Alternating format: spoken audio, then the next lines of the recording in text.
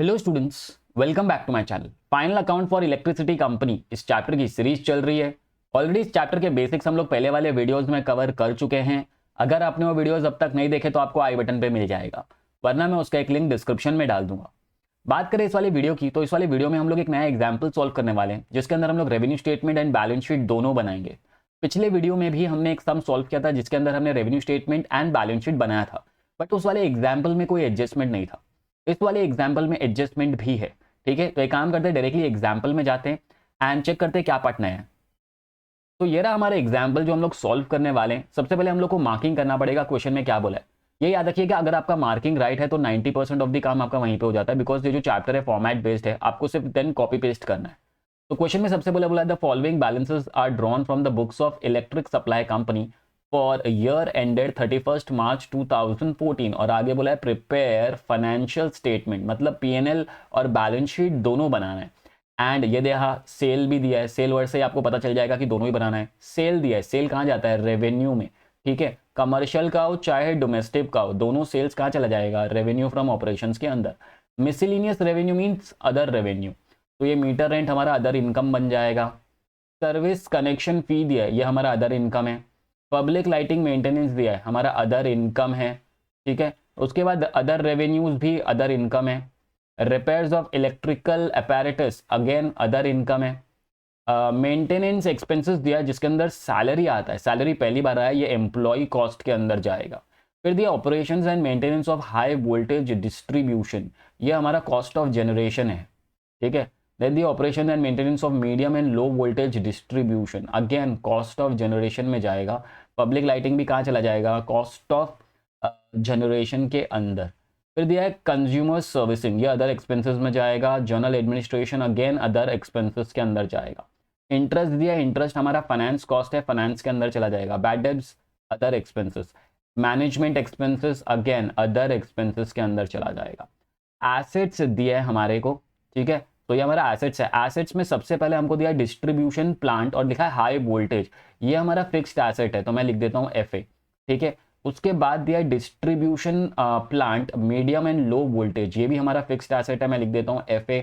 ठीक है, उसके बाद दिया पब्लिक लाइटिंग, और देखो यहाँ पर भी पब्लिक लाइटिंग था, लेकिन यहाँ पर ना हेडिंग दिया था ना एक्सपेंसेस करके, इसलिए ये पब्लिक लाइटिंग को मेंटेन करने का खर्चा वाला पार्ट था। ठीक है, और यहाँ पर पब्लिक लाइटिंग दिया, ये एसेट है, तो ये जाएगा फिक्स्ड एसेट्स के अंदर, FA लिख देता हूँ।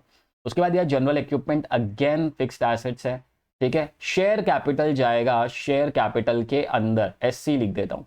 गवर्नमेंट ग्रांट दिया, अब गवर्नमेंट ग्रांट है ना, इनकम भी हो सकता है और रिजर्व भी हो सकता है। ठीक है, कुछ मेंशन नहीं किया है, लेकिन अगर आप ध्यान से देखोगे ना नीचे एडजस्टमेंट में ना, ये लोग ने मेंशन कर दिया हम लोगों के लिए। नीचे देखो एक एडजस्टमेंट दिया गवर्नमेंट ग्रांट के ऊपर, क्या बोला है, government grant consumer contribution for service lines to be treated as capital reserve. बोलो बोलो इनको रिजर्व मानो, किस किस को, ये जो गवर्नमेंट ग्रांट दिया ना इसको, और ये जो consumers contribution for service line दिया इसको। हम लोग को नहीं पता था इसको क्या मानना है, लेकिन उन्होंने मेंशन करके बता दिया भैया कि ये रिजर्व है। ठीक है, रिजर्व है तो रिजर्व एंड सरप्लस में जाएगा, तो यहाँ मैं लिख देता हूँ RS, यहाँ भी मैं लिख देता हूँ RS। लोन दिया, लोन कहाँ जाएगा, LTB long term borrowing. Reserves तो रिजर्व्स में ही जाता है, तो मैं RS लिख देता हूँ। कैपिटल एक्सपेंडिचर, अच्छा ड्यूरिंग द ईयर मैंने कुछ और खरीदा है प्लांट, ये बन जाएगा मेरा फिक्स्ड एसेट, लेकिन ये एडिशंस वाला है, ये भी फिक्स्ड एसेट है, इसको हम लोग एडिशंस करके लिखते हैं। फिर दिया लोन रेज्ड, हमने लोन और लिया, ये बन जाएगा हमारा again LTB long term borrowing. Other liabilities दिया हुआ है और एसेट्स दिया है। सन्ड्री क्रेडिटर्स हमारा ट्रेड पेबल है, सन्ड्री डेटर्स हमारा ट्रेड रिसीवेबल है। कैश एट बैंक जाएगा CCE। उसके बाद दिया इन्वेस्टमेंट्स, इन्वेस्टमेंट्स तो इन्वेस्टमेंट्स में ही चला जाएगा। फिर दिया provision for depreciation opening, provision for depreciation हम लोग क्या करेंगे, फिक्स्ड एसेट्स में से माइनस कर देंगे, लेस फ्रॉम फिक्स्ड एसेट्स। ठीक है, ओके, नीचे का एक एडजस्टमेंट तो हम लोग ऑलरेडी रीड कर चुके थे, उसके अलावा एक और एक एडजस्टमेंट दिया, बोला charge depreciation 5% on all assets on SLM on average balance. ठीक है, कौन सा बैलेंस बोला है, एवरेज बैलेंस। अब सबसे इंपॉर्टेंट है कि एवरेज बैलेंस निकालते कैसे, तो वो जब हम लोग वर्किंग नोट करेंगे आपको अपने आप आइडिया आ जाएगा। इसका छोटा सा पार्ट मैंने आपको पिछले वीडियो में ऑलरेडी समझा दिया है, ठीक है, तो ज़्यादा डिफिकल्ट नहीं पड़ेगा। तो एक काम करते हैं, डायरेक्टली पहले हमको सोल्यूशन का फॉर्मेट बनाना पड़ेगा। आपको पता है फॉर्मेट में क्या करना है, फॉर्मेट में हम लोग पहले ही सारी चीज़ें लिख देते हैं। ये हमारा लाइबिलिटी का पार्ट है, ठीक है, उसके बाद ये हमारा एसेट्स का पार्ट है, ये हम लोग पहले से ही लिख देते हैं। एंड ये हमारे पीएनएल का फॉर्मेट है, इसको पहले ही हम लोग को क्या कर देना है, प्रिपेयर कर देना है, ठीक है। अच्छा, ये सब प्रिपेयर करने के बाद आपको पता है पहले क्या बनाना पड़ेगा, नोट्स टू अकाउंट्स बनाना पड़ेगा। नोट्स टू अकाउंट्स बनाने के बाद ही हम लोग यहाँ पर एंट्रीज कर सकते हैं। तो एक काम करते हैं, डायरेक्टली मैं यहाँ पर चला जाता हूँ और बना देता हूँ हमारा नोट्स टू अकाउंट्स। अगर नोट्स टू अकाउंट्स राइट है तो हमारा सारा सम राइट हो जाएगा और बहुत ज़्यादा ईजी हो जाएगा करने के लिए, ठीक है। तो मैं लिख देता हूँ नोट्स टू अकाउंट्स। पहला नोट नंबर तो आता है शेयर कैपिटल का, लेकिन क्योंकि उस नोट में कुछ है ही नहीं तो मैं डायरेक्टली नोट नंबर 2 से स्टार्ट करता हूँ। नोट नंबर 2 हमारा किसके ऊपर होगा पता है क्या, नोट नंबर 2 होगा हमारा रिजर्व्स एंड सरप्लस के ऊपर। तो मैं आरएस लिख देता हूँ शॉर्ट में, ठीक है, रिजर्व्स एंड सरप्लस। तो रिजर्व्स एंड सरप्लस के अंदर हमको क्या क्या दिया, कितने रिजर्व्स दिए थे, रिजर्व्स हम लोग को दिया है, मैं हाईलाइट कर देता हूँ तो ताकि ज़्यादा इजीली हो जाए। एक तो दिया था ये गवर्नमेंट ग्रांट, ये हम लोग का रिजर्व है। फिर ये जो कॉन्ट्रीब्यूशन दिया था ये हमारा रिजर्व है। इसके अलावा यहाँ पर भी एक रिजर्व दिया, तो टोटल कितने रिजर्व है, 3। और कहीं पे कोई रिजर्व मुझे नज़र आ रहा नहीं है, ठीक है। अच्छा, रिजर्व्स एंड सरप्लस में ना लेकिन और एक एंट्री आएगी, वो एंट्री किस चीज़ की है पता है क्या, जो प्रॉफिट एंड लॉस का प्रॉफिट आएगा उसका, ठीक है। तो मैं एक काम करता हूँ, पहले जाके यहाँ पर लिख देता हूँ रिजर्व्स, ठीक है। तो रिजर्व्स दिया है हम लोगों को, कितना दिया रिजर्व्स, रिजर्व्स हम लोगों को दिया है 40,50,000। तो यहाँ मैं लिख देता हूँ 40,50,000, ठीक है। इसी के अंदर मैं गवर्नमेंट ग्रांट भी ऐड कर देता हूँ, गवर्नमेंट का ग्रांट दिया हुआ है तो मैं यहाँ लिख देता हूँ गवर्नमेंट ग्रांट भी रिजर्व्स दी है। तो गवर्नमेंट ग्रांट 10 लाख है। मैं चाहता तो इसको इनर कॉलम में लिख के टोटल करके बाहर भी लिख सकता था, लेकिन इससे हमारे टोटल पे कोई इफेक्ट नहीं आएगा, इसलिए मैं अलग अलग ही लिख रहा हूँ। गवर्नमेंट ग्रांट के बाद था कंज्यूमर्स कॉन्ट्रीब्यूशन, मैं शॉर्ट में लिख देता हूँ कंज्यूमर कॉन्ट्रीब्यूशन। तुम लोग को पूरा लिखना पड़ेगा, पूरा सेंटेंस, ठीक है, लेकिन मैं शॉर्टकट में लिख देता हूँ कंज्यूमर्स कॉन्ट्रीब्यूशन, ठीक है। अमाउंट कितना दिया कंज्यूमर्स कॉन्ट्रीब्यूशन का, 50 लाख। सो मैं यहाँ लिख देता हूँ 50 लाख, ठीक है। तो अब एक रिजर्व और है जो कि आने वाला है, जो कि हमको मिलेगा प्रॉफिट एंड लॉस अकाउंट बनाएंगे ना उसमें से मिलने वाला है, ठीक है। तो उसके बिना मैं क्या टोटल कर सकता हूँ क्या, नहीं। तो मैं क्या करता हूँ यहाँ स्पेस छोड़ देता हूँ, इसको हम लोग बाद में ये कर लेंगे। उसके बाद हम लोग जाते हैं नोट नंबर 3। तो अब हमारा नोट नंबर 3 किसके ऊपर होगा, नोट नंबर 3 में हम लोग बनाएंगे एलटीबी, ठीक है, लॉन्ग टर्म बोरोइंग के ऊपर। तो मैं लिख देता हूँ एलटीबी। तो इसके अंदर आनेंगे लोन्स या डिवेंचर्स, क्या सब में लोन्स एंड डिवेंचर्स दिया था, चेक कर लेते हैं, चेक कर लेते हैं। ये रहा, ये एक लोन दिया था और यहाँ पर एक लोन दिया था, मतलब 2 लोन दिया हम लोग को। तो इस लोन का अमाउंट है 2,40,00,000 एंड इस लोन का अमाउंट है 25 लाख, ठीक है। तो मैं जाता हूँ और जाके लिख देता हूँ लोन्स और उसके नीचे एडिशंस करके मेंशन कर दूंगा, ठीक है। लोन्स लिया था और लोन और लिया था तो मैं इसको एडिशंस करके ऐसा ऐड अप कर देता हूँ इसी के अंदर। तो लोन था हमारा 2,40,00,000, सो यहाँ मैं लिख देता हूँ 2,40,00,000। यहाँ पर एडिशंस कितना आएगा, एडिशंस आएगा 25 लाख, तो यहाँ मैं लिख देता हूँ 25 लाख। और दोनों को प्लस करेंगे तो बाहर लिख देता हूँ मैं 2,40,00,000 को प्लस करें 2,40,00,000 प्लस 25 लाख तो आ रहा है 2,65,00,000। तो यहाँ मैं लिख देता हूँ 2,65,00,000, ठीक है। और यही हमारा क्या बन जाएगा, टोटल भी यही बन जाएगा बिकॉज और कोई एंट्री इसमें नहीं। तो मैं ऐसा करके डाल देता हूँ टोटल 2,65,00,000 रुपए, ठीक है। तो हमारा नोट नंबर 1 बन गया है, सॉरी नोट नंबर 1 बन गया है शेयर कैपिटल का। वो मैंने बनाया नहीं बिकॉज एक ही थी इसलिए डायरेक्टली कर दिया। एंड हमारा नोट नंबर 2 क्या होगा, रिजर्व्स एंड सरप्लस का। अगर आप चाहो तो इसी को नोट नंबर 1 देके डायरेक्टली यहाँ से भी स्टार्ट करोगे तो भी चलेगा, ठीक है। लेकिन मैं अज्यूम कर रहा हूँ कि आपको आइडिया पता है कि नोट्स कैसे बनाते। तो मैंने नोट नंबर 1 शेयर कैपिटल लिख के मैं डालू एक ही एंट्री, तो मैंने टाइम बचाने के लिए directly note number 2 reserves and surplus से स्टार्ट कर दिया, ठीक है। आई होप आपको समझ में आ रहा है। अब हम लोग का नोट नंबर 3 बन गया, तो अभी हम लोग को जाना है नोट नंबर 4 के अंदर। नोट नंबर 1 मैंने नहीं बनाया है जानबूझ के बिकॉज एक ही एंट्री थी उसमें, ठीक है। तो यहाँ पर आ जाएगा अभी हमारा नोट नंबर 3 के बाद मैं डायरेक्टली 4 बना देता हूँ फिक्स्ड एसेट्स का, ठीक है। बिकॉज बाकी सब में एक एक ही एंट्री है तो मुझे नहीं लगता उसका नोट बनाने की ज़रूरत है। तो मैं डायरेक्टली फिक्स्ड एसेट्स का बना देता हूँ बिकॉज फिक्स्ड एसेट्स का ही पार्ट मेन है। बिकॉज फिक्स्ड एसेट्स का मैंने आपको पिछली बार भी बताया था कि कैसा फॉर्मेट है, कैसे करना है। इनटैंजिबल एसेट्स को तो हम लोग को काउंट ही नहीं करना है, उसको हम लोग अलग से कर देते हैं। लेकिन इसके अंदर है ना, आप जब बनाओगे तो आपको है ना 3 कॉलम चाहिए, ठीक है। फर्स्ट कॉलम में हम लोग क्या लिख देते हैं पता है क्या, फर्स्ट कॉलम में हम लोग नाम डाल देते हैं ओपनिंग, सेकेंड में डाल देते हैं हम लोग एडिशंस एंड तीसरे वाले में हम लोग क्या मेंशन कर देते हैं, क्लोजिंग बैलेंस। ठीक है, अच्छा, और फिर जो भी एसेट्स दिए रहेंगे वो हम लोग यहाँ लिख देंगे, ओपनिंग बैलेंस यहाँ पर आ जाएगा, जो एडिशंस दिया यहाँ लिख देंगे और क्लोजिंग मिल जाएगा। ठीक है, तो एक काम करते, चेक करते कितने फिक्स्ड एसेट्स सम में दिए हुए हैं। सबसे पहला फिक्स्ड एसेट सम में दिया था, अगर चेक करें तो ये रहा, distribution of plant. Distribution of plant, एक है मीडियम, दूसरा है लो वोल्टेज।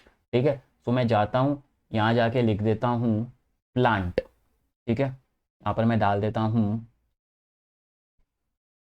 प्लांट,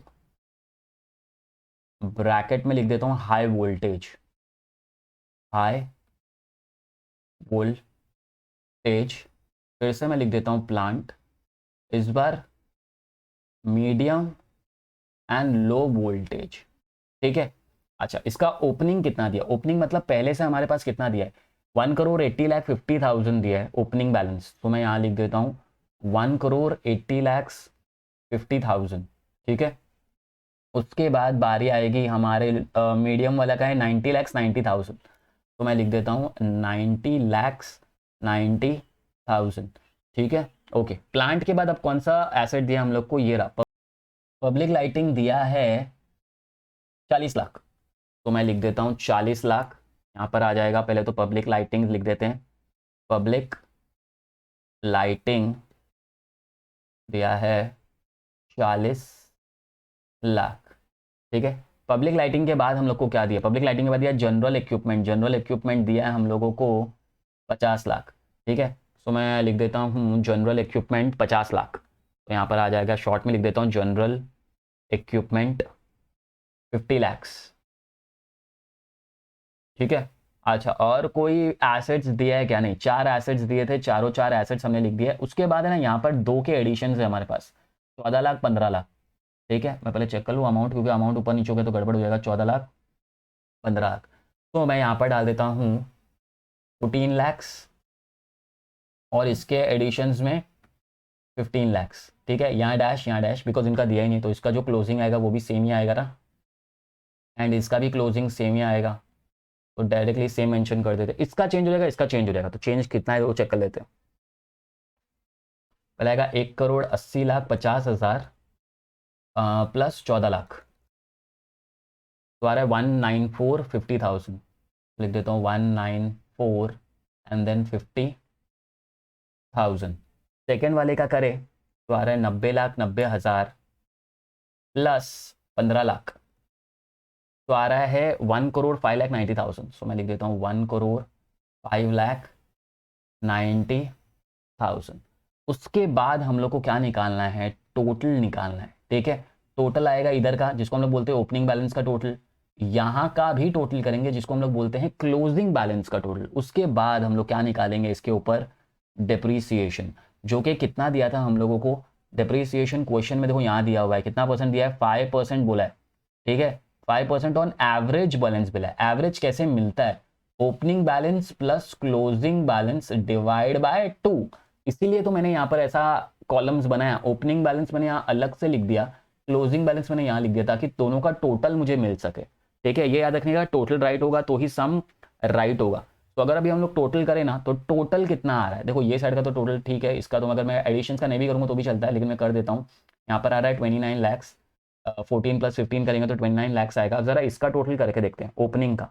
ओपनिंग का आएगा 1,80,50,000 plus 90,90,000 plus 40 lakh plus 50 lakh, तो आ रहा है 361,40। तो मैं यहाँ लिख देता हूँ 361,40 और फिर 1000। अमाउंट क्रॉस वेरीफाई कर लेता हूँ, ठीक है।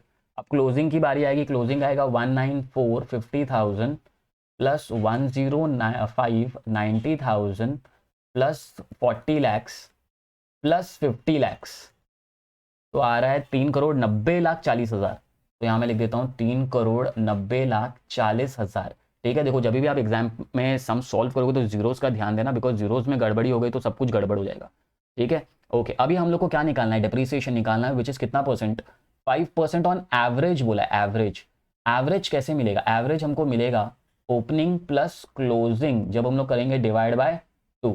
ठीक है। तो यहाँ मैं लिखता नहीं हूँ, डायरेक्टली इसका आंसर ही कर देते हैं हम लोग, ठीक है। ओपनिंग प्लस क्लोजिंग करेंगे तो देखो क्लोजिंग तो है ही, इसी में प्लस कर देता हूँ 3,61,40,000, ठीक है, इतना आ रहा है। डिवाइड बाय क्या कर देते हैं 2, तो हमारा एवरेज बैलेंस कितना आ रहा है, एवरेज बैलेंस आ रहा है 3,75,90,000, यहाँ मैं लिख देता हूँ 90,000। इसका 5% निकालना है, इसका 5% निकालेंगे ना तो डिप्रीसिएशन आ जाएगा, ठीक है। सो हम लोग लिखते हैं डिप्रीसिएशन कितना आएगा, इसका डिप्रीसिएशन आएगा इंटू 5 डिवाइड बाय 100, तो आ रहा है डिप्रीसिएशन 18,79,500, ठीक है। यहाँ मैं लिख देता हूँ 18,79,500, ठीक है।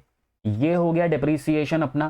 प्लस और एक डिप्रीसिएशन है हमारे पास जो सम में दिया था हमको, ये प्रोविजन फॉर डिप्रीसिएशन 8 लाख दिया ना यहाँ पर, ये तो इसका मतलब वो 8 लाख प्लस ये दोनों हमको इसमें से माइनस करना है, तो मैं इसी में प्लस कर देता हूँ।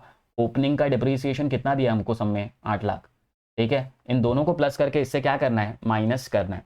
तो अगर माइनस करे तो कितना माइनस करना है, पहले तो दोनों को प्लस कर देते हैं, प्लस इसमें 8 लाख कर देता हूँ, तो आ रहा है 26,79,500। यहाँ मैं लिख देता हूँ 26,79,500 एंड हम लोग को हमारे फिक्स्ड एसेट्स का बैलेंस मिल जाएगा। देखो ये मेन पार्ट था जो हम लोग कर रहे हैं ना, यही मेन पार्ट है पूरे सम के अंदर। बाकी सब कुछ तो बहुत ईजी है, नोट्स अकाउंट्स में कॉपी पेस्ट करते चले जाना है। ये जो पार्ट मैंने किया ना ये ज़्यादा इंपॉर्टेंट था, बिकॉज इसमें बोला था डिप्रीसिएशन एवरेज बैलेंस के ऊपर निकालो। एवरेज बैलेंस कैसे मिलेगा, जब हम लोग ओपनिंग का टोटल करेंगे एंड क्लोजिंग का टोटल करेंगे एंड देन दोनों को प्लस करके डिवाइड बाय 2 कर देंगे तो हमको एवरेज बैलेंस मिलेगा, फिर उसके ऊपर परसेंटेज चार्ज करना है, ठीक है। फिर डिप्रीसिएशन आया, इसमें पहला वाला ओपनिंग का डिप्रीसिएशन हमने प्लस किया और एक साथ इसमें से माइनस कर रहे हैं, ठीक है। तो फाइनल फिक्स्ड एसेट्स का वैल्यू कितना आएगा, 3,90,40,000 माइनस कर देंगे 26,79,500, तो हमारा आ रहा है 3,63,60,000। यहाँ लिख देता हूँ 3,63,60,000 और आगे शायद कुछ और भी नंबर है 500, यहाँ मैं लिख देता हूँ 500। ये मेरे फिक्स्ड एसेट्स है, ये कहाँ जाके मैं लिखने वाला हूँ, ये जो मेरा फिक्स्ड एसेट्स का पार्ट आने वाला है ना, यहाँ पर फिक्स्ड एसेट्स के सामने जाके नोट नंबर भी डाल दूंगा, जो मेरा नोट नंबर आई गेस था 4, और यहाँ पर आ जाएगा 3,63,60,000 और 500, ठीक है। 60,000 में थोड़ा अच्छे से कर देता हूँ, यहाँ पर ये नंबर यहाँ पर आने वाला है, ठीक है। इसमें से डिप्रीसिएशन माइनस हो चुका है क्या, हाँ, ठीक है। अच्छा, टेंजिबल इंटेंजिबल करने की जरूरत इस वाले सम में नहीं है, डायरेक्टली फिक्स्ड एसेट्स करके लिख सकते हो। ओके, सो मेन पार्ट तो हो गया अपना खत्म। अब बढ़ते हैं आगे, अब कौन सा नोट बनाना है, ये मेन नोट था आपका फिक्स्ड एसेट्स का। अब अगर ये नोट बन गया तो आगे के नोट्स तो एकदम ही ईजी है, ठीक है। फिक्स्ड एसेट्स के बाद बाकी सारा जो चीज़ दिया ना वो भी डायरेक्ट ही दिया है, ठीक है। तो मुझे नहीं लगता उसकी ज़रूरत पड़ेगी। जैसे फॉर एग्जाम्पल आपका जो डेटर्स है, इन्वेस्टमेंट्स है, एक एक ही है, इन्वेंट्रीज डायरेक्टली दिया है, कैश एंड इक्विवेलेंट भी डायरेक्टली दिया है, तो उसके लिए नोट बनाने की ज़रूरत नहीं है। डायरेक्टली मैं आगे बढ़ जाता हूँ और नोट बना देता हूँ, हमारा ये रेवेन्यू फ्रॉम ऑपरेशंस के लिए बना देता हूँ, ठीक है। तो मैं यहाँ जाके लिखूंगा, अभी बनने वाला है नोट नंबर 5 मेरे लिए, तो यहाँ मैं लिख देता हूँ नोट नंबर 5। मैं चाहूँ तो बाकी सबके लिए भी बना सकता हूँ, लेकिन सिर्फ एक ही आइटम है, उसके लिए नोट बनाने की ज़रूरत नहीं है। रेवेन्यू का भी क्यों बना रहा हूँ, बिकॉज 2 दिया है इसमें, ठीक है। तो नोट नंबर ये मेरा बन जाएगा 5th वाला, ठीक है। तो मैं ज़रा इसे चेंज कर दूँ, यहाँ पर आ जाएगा मेरा नोट नंबर, मैं डाल दूंगा नोट नंबर 5। नोट नंबर 5 ये है मेरा रेवेन्यू के ऊपर, ठीक है, revenue from operations. Revenue from operations करना कुछ नहीं है, 2 दिया है, दोनों को प्लस करो और बाहर लिख दो जस्ट, ठीक है। तो ये मेरा नोट है, इसके अंदर मैं यहाँ पर डाल देता हूँ जो मेरे को दिया था सेल ऑफ इलेक्ट्रिसिटी, राइट। तो सेल ऑफ इलेक्ट्रिसिटी में 2 था, डोमेस्टिक एंड ये रहा। डोमेस्टिक कितना दिया है, ये रहा डोमेस्टिक, यहाँ दिया था हम लोगों को, यहाँ पर मैं डाल देता हूँ, ये रहा डोमेस्टिक दिया था, एंड ये हमको कमर्शियल का दिया हुआ है, दोनों को प्लस करके हम लोग लिख देंगे, ठीक है। ओके, तो एक काम करते हैं, आगे बढ़ते हैं। आगे हम लोग को क्या दिया है, यहाँ पर जाके लिख देते हैं, मेंशन कर देते हैं। तो ये रहा, यहाँ पर आएगा, यहाँ पर मैं लिख देता हूँ सेल्स के नीचे मैं हेडिंग डाल के लिख देता हूँ डोमेस्टिक, डोमेस्टिक के नीचे मैं डाल देता हूँ कमर्शियल, एंड इसके नीचे हम लोग डाल देंगे वैल्यूज, ठीक है। सो जो डोमेस्टिक था 75,20,000, तो यहाँ मैं लिख देता हूँ 75,20,000, और जो हमारा कमर्शियल था 1,80,12,000, ठीक है, एक बार कंफर्म कर लूँगा, उसके बाद ही मैं टोटल कर दूँगा। फिर यहाँ टोटल आ जाएगा तो हमको रेवेन्यू का टोटल मिल जाएगा। एक बार चेक कर लेते हैं दोनों अमाउंट राइट है क्या। देखो ये रहा 75,20,000 और 1,80,12,000। ठीक है, ओके राइट। टोटल कर लेते हैं, टोटल कितना आएगा। टोटल करेंगे तो आएगा 75,20,000 प्लस 1,80,12,000, तो आएगा टोटल 2,55,32,000। ठीक है, 2,55,32,000, तो मैं यहाँ डाल देता हूँ 32,000, ये हमारा टोटल है। उसके बाद आगे जाएंगे, नया नोट बनाएंगे हम लोग। डायरेक्टली चेक कर लेता हूँ किसमें ज़्यादा एंट्रीज है। जो सिंगल है उसके लिए करने की ज़रूरत नहीं है, तो यहाँ मैं डाल देता हूँ नोट नंबर 6 बना देता हूँ। अदर इनकम का होता है वैसे। ठीक है, चेक कर लेते हैं फॉर्मेट वाइज। देखो ये हो गया, इसके बाद अदर इनकम। क्या अदर इनकम में बहुत ज़्यादा एंट्रीज थी? हाँ, अदर इनकम में बहुत ज़्यादा एंट्रीज थी, मैं आपको बता देता हूँ। देखो ये रहा, अदर इनकम में कितनी एंट्रीज थी, 1 2 3 4 5, 5 एंट्रीज है। तो मैं काम करता हूँ, अदर इनकम के लिए हम लोग एक नोट बना लेते हैं। ठीक है, एंड सारी एंट्रीज एक साथ उसी में डाल देंगे। ठीक है, तो सबसे पहले तो मैं डाल देता हूँ अदर इनकम्स के अंदर हमको जो दिया था वो था मीटर रेंट। तो मैं यहाँ डाल देता हूँ मीटर रेंट। यहाँ पर आ जाएगा मीटर रेंट। मीटर रेंट हमको सम में दिया है, मीटर रेंट का वैल्यू है 1,88,000। यहाँ मैं डाल देता हूँ 1,88,000। मीटर रेंट के बाद दिया हम लोग को सर्विस। ठीक है, service connection fees, service connection fee, इसका अमाउंट दिया है, चेक कर लेते हैं। इसका अमाउंट मैंने नहीं देखा था, 1,75,000। सो यहाँ डाके लिख देंगे 1,75,000, 1,75,000। उसके बाद था हम लोगों का पब्लिक लाइटिंग मेंटेनेंस। मैं लिख देता हूँ पब्लिक लाइटिंग, शॉर्ट में डाल देता हूँ मेंटेनेंस। और इसका अमाउंट चेक कर लेते हैं, इसका अमाउंट था 2,80,000।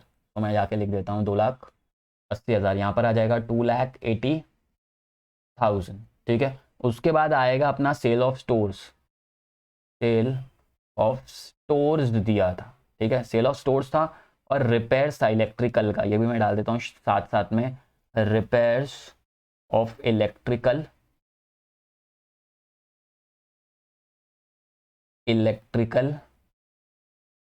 अपैरेटस। ठीक है, एंड दोनों का अमाउंट चेक कर लेते हैं कितना कितना अमाउंट है। एक का अमाउंट है 50, एक का अमाउंट है 40। तो मैं डाल देता हूँ 50 और 40 और टोटल कर देंगे। ठीक है, तो ये आ जाएगा 50,000, ये आ जाएगा 40,000। उसके बाद नॉर्मली जैसे टोटल करते टोटल कर देना। तो अगर टोटल चेक करें तो टोटल आ रहा है 1,88,000 प्लस 1,75,000 प्लस 2,80,000 प्लस 50,000 प्लस 40,000। तो टोटल आ रहा है 7,33,000। ठीक है, ये हमारा अदर इनकम है। यहाँ मैं जाके लिख देता हूँ 7,33,000। तो ये डेटा भी बन गया है। अब हम लोग आगे देखते हैं कि ना रेवेन्यू फ्रॉम ऑपरेशंस के बाद और किसकी एंट्री करनी है हम लोग को। तो पीएनएल में हमारा ये हो गया। उसके बाद कॉस्ट ऑफ जनरेशन, क्या कॉस्ट ऑफ जनरेशन में ज़्यादा एंट्रीज थी, चेक करना पड़ेगा। अगर एक से ज़्यादा एंट्रीज थी तो हम लोग उसका भी नोट बना लेंगे। तो ये रहा, ये था कॉस्ट ऑफ जनरेशन में 1, ये था कॉस्ट ऑफ जनरेशन में 2, और ये था कॉस्ट ऑफ जनरेशन में 3। तो 3 एंट्रीज हैं, तो तीनों के लिए मैं बना देता हूँ एक नोट। नोट नंबर बनेगा 7। ठीक है, तो यहाँ जाके मैं डाल देता हूँ नोट नंबर 7। ठीक है, तो मैं इसको इससे हाईलाइट कर देता हूँ। ये होगा नोट नंबर हमारा 7, जो कि है कॉस्ट ऑफ जनरेशन के ऊपर, कॉस्ट ऑफ जनरेशंस। ठीक है, ओके। अब इसके अंदर जो हमारे 3 एंट्रीज है उसको हम लोग लिख देंगे। इसके बाद फिर मैं नहीं बनाऊंगा नोट, क्योंकि आपको, मेरे को लगता है आपको आइडिया आ गया कि नोट क्या करना है। मैं डायरेक्टली जाके बैलेंस शीट टैली कर दूंगा। ये लास्ट एक बना रहा हूँ आप लोग के लिए। लेकिन जैसे for example cost of generation के बाद अगर सपोज जैसे हम लोगों का ये एम्प्लॉय, इसमें एक है तो मैं डायरेक्टली लिख दूंगा, फाइनेंस एक है तो डायरेक्टली लिख दूंगा, डिप्रीसिएशन भी एक है तो डायरेक्टली आ जाएगा, अदर एक्सपेंसेस में ना 3-4 है तो इसका नोट बन जाएगा। तो आपको पता है नोट्स कैसे बनाते हैं, बना के हम लोग डाल देंगे। ठीक है, तो उसमें कोई नई बात नहीं है। जो मेन आपका था ना वो फिक्स्ड एसेट्स का था, जो मैं चाहता था कि आप ध्यान से देख ले, और वो मेरे को लगता है आपको आइडिया आ गया है, क्योंकि इसका थोड़ा सा पार्ट मैंने पिछले वीडियो में भी आपको बताया था। ठीक है, सो ओके, तो एक लास्ट मैं नोट बना लेता हूँ, इसके बाद हम लोग डायरेक्टली जाके ना बैलेंस शीट टैली कर देंगे। ठीक है, okay. So cost of generation में क्या क्या एंट्री आएंगी। कॉस्ट ऑफ जनरेशन में सबसे पहला था हाई वोल्टेज डिस्ट्रीब्यूशन का खर्चा। ठीक है, तो मैं शॉर्ट में लिख देता हूँ हाई वोल्टेज मेंटेनेंस या डिस्ट्रीब्यूशन, ठीक है। इसका जो खर्चा दिया था वो था 40,12,000, तो यहाँ मैं लिख देता हूँ 40,12,000। उसके बाद हम लोग को दिया था मीडियम एंड लो वोल्टेज का खर्चा, ठीक है। इसके ये सब मेंटेनेंस का खर्चा है, मीडियम एंड लो वोल्टेज का।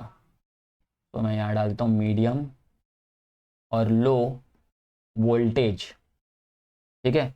तो ये जाएगा 36,40,000। एक बार क्रॉस वेरीफाई करना पड़ेगा, मैंने खाली ऊपर से देखा था तो मुझे याद हो गया था अमाउंट। हाँ ये देखो, ये रहा 40,12,000 और 36,40,000, राइट है, ठीक है। तो यहाँ मैंने लिख दिया, ठीक है। उसके बाद बारी आने वाली है पब्लिक लाइटिंग की। यहाँ मैं लिख देता हूँ पब्लिक लाइटिंग। पब्लिक लाइटिंग है हम लोगों का 12,17,000। एक बार चेक कर लेता हूँ, 12,17,000 ही था I guess, and then total कर दूंगा, ठीक है। और उसके बाद डायरेक्टली हम लोग बैलेंस शीट में जाएंगे और मेरे ख्याल से भी आपको समझ में आ गया कि क्या करना है। इसके बाद वाले नोट्स भी इजी है, आप चाहो तो जिसमें सिंगल एंट्री है उसका भी नोट बना सकते हो, कोई उसमें प्रॉब्लम नहीं है। एक ही एंट्री आएगी और वही टोटल हो जाएगा, ठीक है। ठीक है, तो इसका ज़रा टोटल करके चेक कर लेते हैं कितना आ रहा है। एंड एक बार मैं चेक कर लूँ क्या तीनों अमाउंट राइट थे हम लोग के। हाँ, पब्लिक लाइटिंग अगर आप यहाँ पर देखें तो पब्लिक लाइटिंग यहाँ पर था हमारा 12,17,000। तो मैंने जाके लिख दिया 12,17,000 एंड टोटल कर लेते हैं। टोटल करें तो कितना आ रहा है, 40,12,000, सॉरी 40,12,000 प्लस 36,40,000 प्लस 12,17,000, तो आ रहा है 8869। तो मैं यहाँ लिख देता हूँ 8869, ठीक है। अब करना क्या, अब करना कुछ नहीं, अब डायरेक्टली जाके एंट्री पोस्टिंग कर देनी है, ठीक है। तो मैं एक काम कर लेता हूँ, डायरेक्टली जो जो नोट्स बनाया ना उसके हिसाब से एंट्री कर देता हूँ। सबसे पहले हमारा जो रेवेन्यू फ्रॉम ऑपरेशंस आया था ना, उसकी वैल्यू मैं यहाँ पर डाल देता हूँ। वो था हमारा, यहाँ पर डाल देता हूँ 2,55,32,000, 32,000। अदर इनकम का जो टोटल आया था वो था 7,33,000। और अगर हम लोग इसको टोटल करें तो हमारा टोटल आ जाएगा 2,62,65,000, 2,62,65,000, ठीक है। ज़रा टोटल मैं भी चेक कर लूँ एक बार, 255,32,000 प्लस 7,33,000, तो 2,62,65,000, राइट है, सही है, ओके। उसके बाद बारी आती है कॉस्ट ऑफ, इसका भी हमने टोटल किया था। इसका टोटल आ रहा था हम लोग के लिए 8869, अभी भी टोटल किया था जस्ट, ठीक है। एक बार मैं चेक कर लेता हूँ, ये रहा। इसका नोट नंबर भी डाल देता हूँ 788, हाँ। तो मैं नोट नंबर 7 करके इसका डाल देता हूँ, यहाँ पर आ जाएगा नोट नंबर 7। ये हमारा टोटल है, टोटल को मैं दे देता हूँ ए, ठीक है। रेवेन्यू फ्रॉम ऑपरेशंस का नंबर था, रेवेन्यू फ्रॉम ऑपरेशंस था 5 एंड 6, तो 5 एंड 6 डाल देता हूँ मैं। यहाँ पर आ जाएगा 5, यहाँ पर आ जाएगा 6, ठीक है। एम्प्लॉय कॉस्ट के लिए नोट बनाने की ज़रूरत नहीं है, एक ही एंट्री थी सैलरी करके।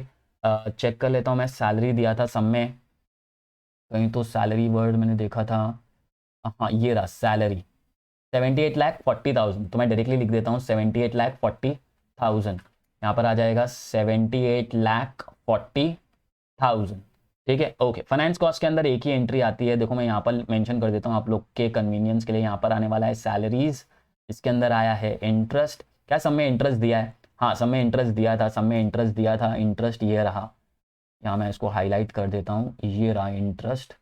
इंटरेस्ट का अमाउंट है 12,10,000, तो मैं लिख देता हूँ 12,10,000, ठीक है। अब तो सिर्फ देख देख के एंट्री करनी है हम लोग को। यहाँ पर आ जाएगा 12,10,000, यहाँ मैं लिख देता हूँ 12,10,000। अब आएगा बारी डिप्रीसिएशन। डिप्रीसिएशन का अमाउंट कहाँ से मिलेगा? डिप्रीसिएशन का अमाउंट हमने खुद से ढूंढा था, अगर आपको याद हो तो।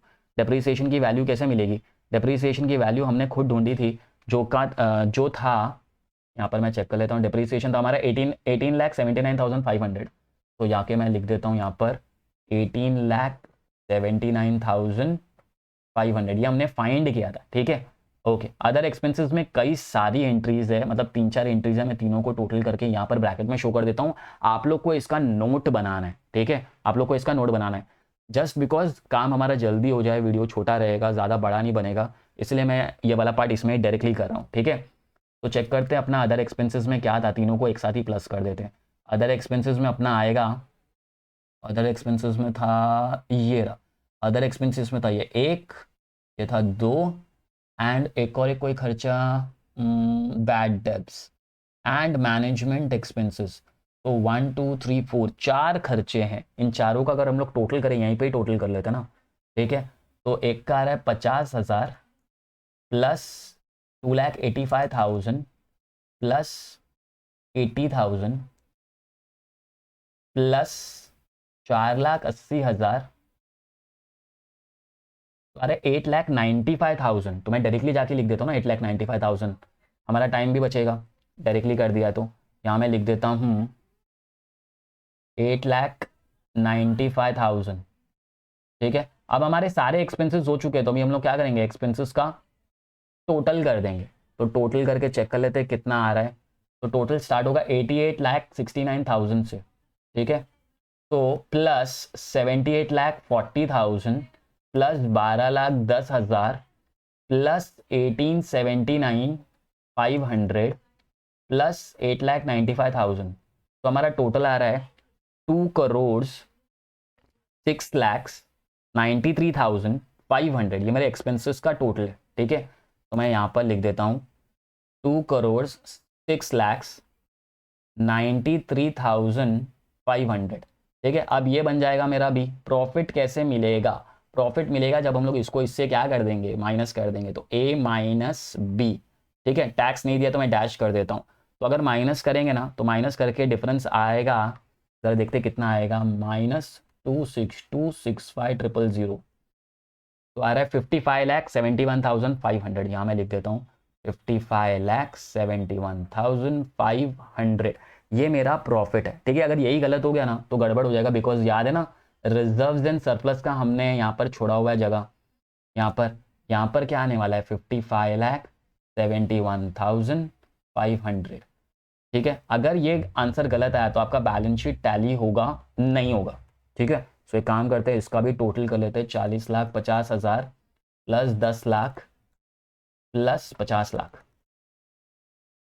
प्लस 55,71, तो आ रहा है 1,56,21,500 आना चाहिए, क्योंकि मैंने 500 डाला ही नहीं, ठीक है। या लास्ट में देखो मैंने को यहीं से पता चल गया 0,0,0 लास्ट में 5 था, तो 500 तो आना ही चाहिए ना। तो आएगा 1,56,21,500। एक बार फिर से क्रॉस वेरीफाई कर लेता हूँ मैं। देखो 40,50,000 plus 10 lakh plus 50 lakh plus 55,71,500, तो आ रहा है 1,56,21,500, करेक्ट है। ओके, सो अब तो हमारे को ये भी मिल गया। तो क्या अभी हम लोग हमारा बैलेंस शीट बना सकते हैं? हाँ बिल्कुल बना सकते हैं। सबसे पहले शेयर कैपिटल में मैं लिख देता हूँ नोट नंबर 1। मैंने बनाया नहीं बिकॉज एक ही एंट्री थी, तो डायरेक्टली एक ही चीज़ जाने वाला था उसके अंदर। वो था हमारा शेयर कैपिटल, जो कि यहाँ दिया हुआ है। देखो ये रहा शेयर कैपिटल दिया हुआ है, 1 करोड़ दिया है। तो मैं डायरेक्टली लिख देता हूँ 1 करोड़, यहाँ पर आ जाएगा 1 करोड़, ठीक है। दूसरा अपना था रिजर्व्स एंड सरप्लस का, जिसका टोटल हम लोगों ने किया था, ठीक है। एंड टोटल करके हम लोग को टोटल आया था 1,56,21,500, ठीक है। ये याद रखना, अमाउंट बहुत बड़े बड़े दिए इस सम में। एग्जाम में भी ऐसा सम आ सकता है, बिकॉज सम ईजी है, लेकिन नंबर्स में ऊपर नीचे हो गया तो गड़बड़ हो जाएगा, टैली नहीं होगा, ठीक है। उसके बाद आता है बारी अपना लॉन्ग टर्म बोरोइंग का, विच इज़ 3। इसका भी हमने नोट बनाया हुआ है। इसका ज़रा नोट अगर चेक करें तो ये रहा इसका नोट 2,65,00,000। तो जाके लिख देते हैं 2,65,00,000। यहाँ पर आ जाएगा 2,65,00,000 जीरो, और यहाँ पर भी आ जाएगा 000, ठीक है। अगर सपोज कुछ ऊपर नीचे हो गया तो हम लोग लास्ट में चेक कर सकते हैं। ट्रेड पेबल के लिए नोट नहीं बनाया था। ट्रेड पेबल में डायरेक्टली हमारा एंट्री हम लोग कर देंगे, जो कि है क्रेडिटर्स का, ठीक है। क्रेडिटर्स था के समय, ये रहा क्रेडिटर्स दिया हुआ है, 15,22,000 दिया है। मैं लिख देता हूँ 15,22,000 डायरेक्टली, ठीक है। और कोई लाइबिलिटी तो था ही नहीं, तो इसको कर देते हैं डैश, और टोटल मार के चेक करते हैं कितना आ रहा है टोटल। देखो एक तो ये तो है ही पहले से ही, इसमें 1 करोड़ डाल देता हूँ, प्लस 2,65,00,000 प्लस 15,22,000, तो आ रहा है 5,36,43,500, ठीक है। 5,36,43,500, ठीक है। 5,36,43,500। इतना ही एसेट्स का भी आना चाहिए। एसेट्स में अपना ऑलरेडी इतना काम तो हो चुका है। इन्वेस्टमेंट, सब में इन्वेस्टमेंट था क्या? हाँ इन्वेस्टमेंट्स था। कहाँ पर था मैं दिखा देता हूँ ज़रा आप लोगों को। इन्वेस्टमेंट्स ये रहा, इन्वेस्टमेंट्स दिया है 82,50,000, ठीक है। तो 82,50,000 हमको दिया है। कैश भी दिया हुआ है, सन्ड्री डेटर, देखो तीनों एसेट्स लाइन से यहीं पे दिए हुए हैं, ठीक है, तो मैं इसी का इस्तेमाल कर दूंगा। पीछे जाते हैं हम लोग एंड यहाँ एसेट्स में जाके मैं लिख देता हूँ। एसेट्स में जाके सबसे पहले तो आएगी बारी ट्रेड रिसीवेबल्स की। ट्रेड रिसीवेबल से पहले इन्वेस्टमेंट्स डाल देते हैं। इन्वेस्टमेंट्स हम लोग का 27,30,000 बार क्रॉस कर 82,50,000। तो मैं इन्वेस्टमेंट्स में लिख देता हूँ 82,50,000। उसके बाद हमारा जो ट्रेड रिसीवेबल था वो था 27,36,000 एंड 62,97,000। एंड फिर इसका भी क्या करना पड़ेगा, टोटल करना पड़ेगा। ठीक है, टोटल करके चेक कर लेंगे। Trade sorry cash and cash equivalent, inventory तो था ही नहीं सब में, यहाँ पर आ जाएगा 62,97,000। और फिर क्या कर देंगे, करंट एसेट्स भी नहीं है, और फिर क्या कर देंगे टोटल। एक बार चेक कर लेते हैं। नॉन करंट इन्वेस्टमेंट्स था, ट्रेड रिसीवेबल्स था, कैश एंड कैश इक्विवेलेंट था। राइट है, सही। अभी टोटल कर सकते हैं, ज़रा टोटल करके चेक करते हैं। अगर सेम आ गया तो हमारा काम हो जाएगा। 3,63,60,500 प्लस 82,50,000 प्लस 27,36,000 एंड प्लस 62,97,000। तो आ रहा है, देखो सेम आ गया, टैली हो गया। 5,36,43,500, मुझे भी अमाउंट याद हो गया है। देखो यहाँ पर आया है 5,36,43,500 एंड हमारा बैलेंस शीट क्या हो गया, टैली हो गया। ये याद रखिए, अगर बैलेंस शीट टैली नहीं भी होता ना तो भी मैं कहीं ना कहीं से ढूंढ लेता। और दूसरी बात, पोस्टिंग के मार्क्स तो मिलेंगे ही मिलेंगे ना। अगर पूरा सम राइट नहीं भी हुआ, अगर आपने एंट्रीज कर दी है तो जो जो पार्ट आपका राइट है उतने का मार्क्स आपको मिलेगा। ठीक है, तो ये था हम लोग का मेन सम, जिसके अंदर पीएनएल भी बनाना था, बैलेंस शीट भी बनाना था विद एडजस्टमेंट। ठीक है, तो चलिए इस वीडियो में इतना ही। अगर आपने वीडियो यहाँ तक देख लिया है तो लाइक करो, सब्सक्राइब करो, शेयर करो।